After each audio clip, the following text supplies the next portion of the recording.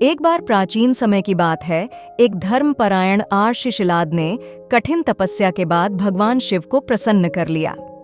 जब भगवान शिव ने उन्हें वरदान देने का वचन दिया, तो शिलाद ने भगवान शिव से एक अमर और दिव्य पुत्र की कामना की। भगवान शिव ने उनकी प्रार्थना स्वीकार की और वरदान दिया कि उनका पुत्र अमर और दिव्य गुणों से संपन्न होगा। कुछ समय बाद शिलाद अर्षि को एक पुत्र प्राप्त हुआ, जिसका नाम उन्होंने नंदी रखा। नंदी जन्म से ही अद्वितीय गुणों से भरा हुआ था। बचपन से ही वह भगवान शिव के प्रति अत्यंत भक्ति रखता था। शिलाद ऋषि ने नंदी को भगवान शिव की भक्ति और आराधना में लगाया और नंदी ने अपने पिता के कहे अनुसार भगवान शिव की नित्य पूजा करना शुरू कर दिया।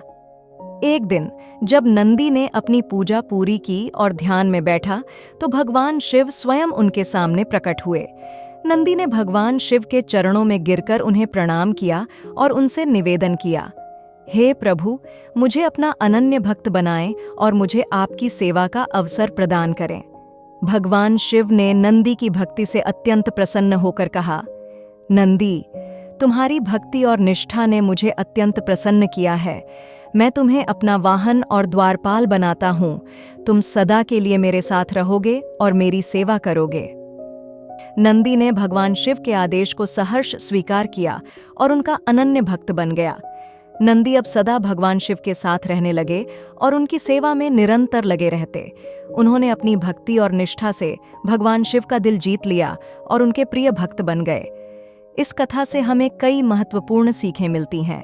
सबसे पहले, यह कहानी सच्ची भक्ति और निष्ठा का महत्व दर्शाती है।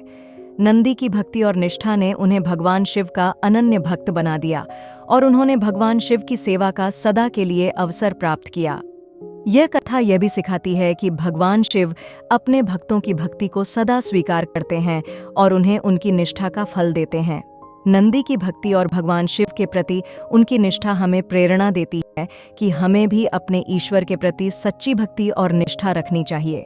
भगवान शिव और नंदी की यह कथा हमें यह भी सिखाती है कि सच्चे भक्त की भक्ति और निष्ठा सदा फलदायी होती है और भगवान अपने भक्तों की सेवा को सदा स्वीकार करते हैं। नंदी की यह कहानी हमें यह प्रेरणा देती है कि हमें भी अपने कार्यों में सदा निष्ठा और भक्ति रखनी चाहिए, जिससे हमें ईश्वर की कृपा प्राप्त हो सके।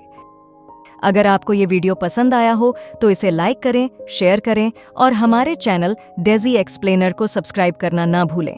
बेल आइकन को दबाएं ताकि आपको हमारे नए वीडियो की नोटिफिकेशन मिलती रहे। धन्यवाद।